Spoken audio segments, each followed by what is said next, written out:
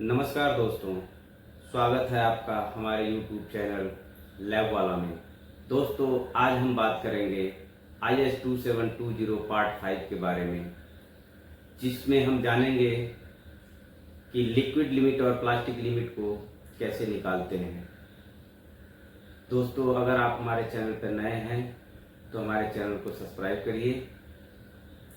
दोस्तों, ये वीडियो बहुत ही हेल्पफुल बनने वाला है, इसलिए आप बिना स्किप किए हुए लास्ट तक जरूर देखें।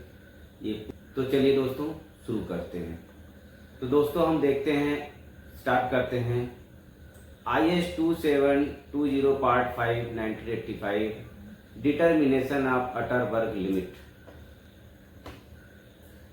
आज के ब्लॉग में हम डिस्कस करेंगे IS 2720 पार्ट 5 1985 जो डिफाइन करता है लिक्विड लिमिट, प्लास्टिक लिमिट को और प्लास्टिसिटी इंडेक्स निकालने के प्रोसीजर को।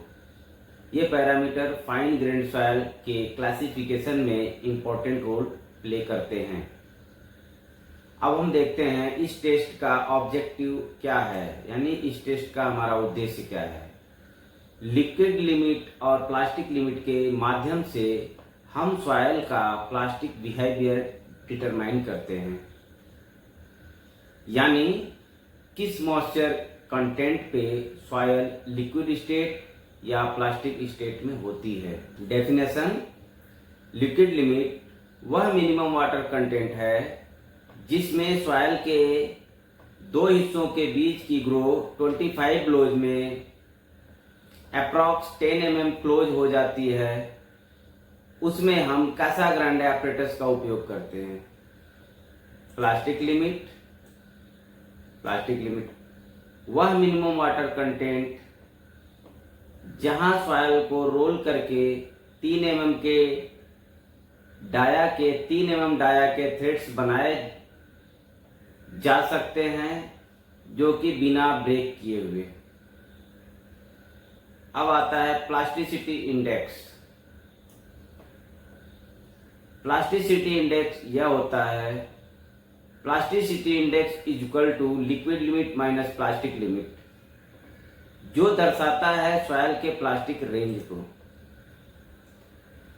दोस्तों, इस टेस्ट में हम क्या क्या ऑपरेटर्स यूज करेंगे उसके बारे में हम जानते हैं। फॉर लिक्विड लिमिट के लिए किन किन ऊपर ऑपरेटर्स की आवश्यकता होगी उसके बारे में हम डिस्कस करते हैं। जैसे number 1 Casagrande operators with grooving tool, number 2 spatula, number 3 glass plate, number 4 oven, number 5 moisture cans, number 6 balance accuracy up to 0.01 gram. Plastic limit, for plastic limit निकालने के लिए हमें किन किन ऑपरेटर्स की आवश्यकता होती है उसके बारे में हम जानते हैं।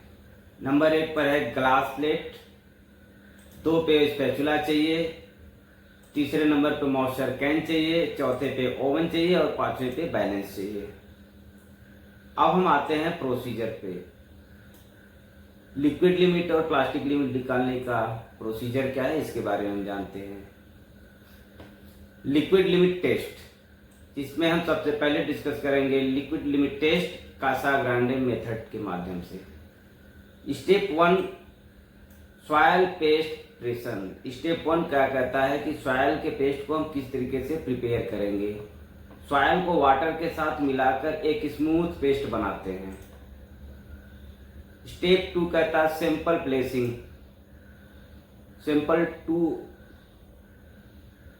स्टेप 2 में सिंपल प्लेसिंग, पेस्ट को कासा ग्रांडे कप में डालते हैं, ग्रूविंग टूल से ग्रो केक काटते हैं। Step number 3 blow cutting. Step number 3 में हम जानेंगे कि उसके ब्लो को कैसे काटते हैं। Step 3 blows counting. स्टेप 3 में हम जानेंगे कि ब्लोज को काउंट कैसे करते हैं। कासा ग्रांडे हैंडल को टर्न करते हैं और काउंट करते हैं कितने ब्लोज में ग्रूव क्लोज होती है। Approx 10 mm long portion close होना चाहिए। स्टेप 4 में मॉइस्चर कंटेंट। स्टेप 4 में हम मॉइस्चर कंटेंट के बारे में जानेंगे। जिस सैंपल पे ग्रुप 25 लोज में क्लोज हुई उसका मॉइस्चर कंटेंट डिटरमाइन करते हैं। Step 5 repeat. स्टेप 5 कहता है कि उस टेस्ट को हमको फिर से दोबारा रिपीट करना है। ये प्रोसेस मल्टीपल वाटर कंटेंट पे रिपीट करते हैं विथ डिफरेंट क्लोज नंबर और ग्राफ प्लॉट करते हैं versus moisture content. It means log scale में हम दिखाएंगे नंबर ऑफ ब्लोज और मॉइस्चर कंटेंट। स्टेप 6 में एल डिटर्मिनेशन।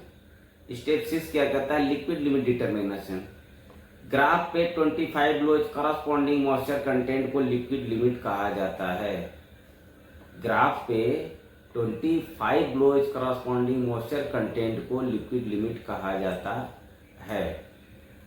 अब बात करते हैं प्लास्टिक लिमिट की। Plastic limit. Step 1 sample preparation. Plastic limit के लिए सैंपल हम किस प्रकार से प्रिपेयर करते हैं? ओवन ड्राइड सॉइल में थोड़ा थोड़ा वाटर मिलाकर प्लास्टिक स्टेट में लाएं। Step 2 thread rolling. सॉइल को हैंड से रोल करके 3 mm डायामीटर के थ्रेड्स बनाएं। Step 3 breakage check. स्टेप 3 में हम थ्रेड के टूटने को चेक करते हैं। जिस पॉइंट पे थ्रेड टूटने लगता है उस मॉइस्चर कंटेंट को कलेक्ट करके ओवन में ड्राई करके प्लास्टिक लिमिट डिटरमाइन किया जाता है। Calculation. Plasticity index. Plasticity index is equal to liquid limit minus plastic limit. अगर प्लास्टिसिटी इंडेक्स 20 है तो सॉइल हाईली प्लास्टिक है।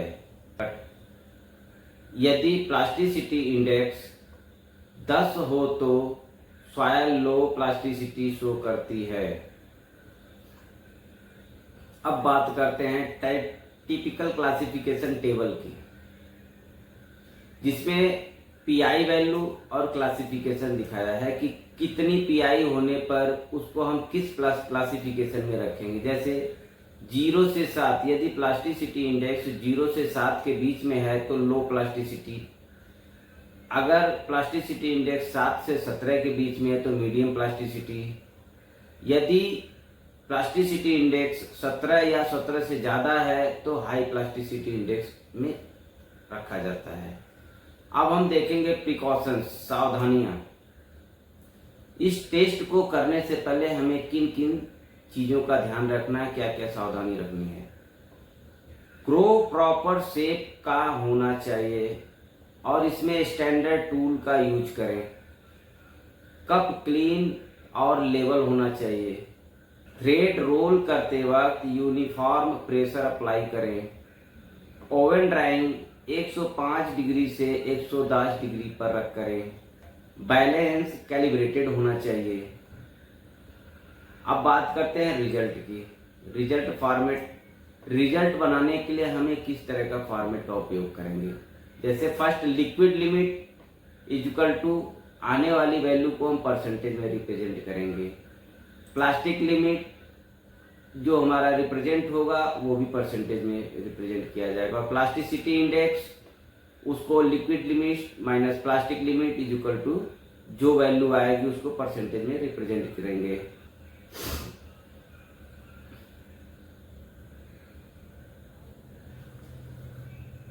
तो दोस्तों आज का ये वीडियो आप लोगों को कैसा लगा? अगर आपको हेल्पफुल लगा है तो कमेंट में ज़रूर बताएं और कमेंट में ये भी बताएं कि अब अगला वीडियो हम किस टॉपिक पे बनाएं। दोस्तों अगर आप लोगों को किसी प्रकार का डाउट है तो आप कमेंट बॉक्स में लिख सकते हैं। हम आपके डाउट को क्लियर करने का पूरा प्रयास करेंगे। तो दोस्तों आप लोग हमारे चैनल को लाइक करें, सब्सक्राइब करें, शेयर करें और बिना स्क्रिप्ट किए इसको पूरा देखें। तो दोस्तों चलते हैं, फिर अपने वीडियो क्लोज करते हैं। जय हिंद, जय इंजीनियरिंग।